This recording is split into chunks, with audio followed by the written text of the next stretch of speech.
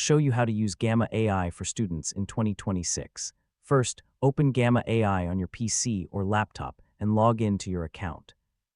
Once you're inside Gamma, you can start creating presentations and other visual content for your school, college, or university projects.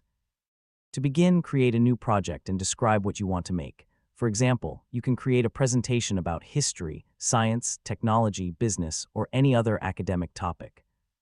Enter a clear prompt with details about your subject. You can mention the topic, number of sections, presentation style, and the type of information you want to include.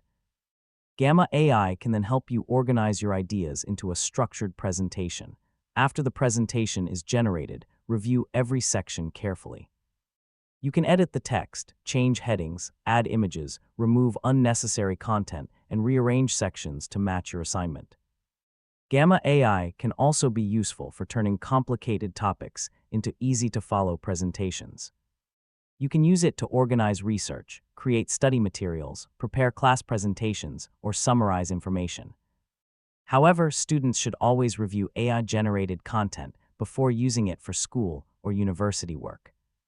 Check facts, correct mistakes, and make sure the information matches your assignment requirements. You can also customize the presentation to make it your own.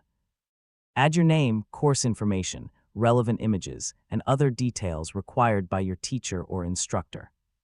Once everything is ready, preview the presentation and make sure the design, text, and information look correct. You can then share or export the presentation using the available options in Gamma. And that's how you can use Gamma AI as a student in 2026. It can help you save time, organize ideas, and create professional-looking academic presentations.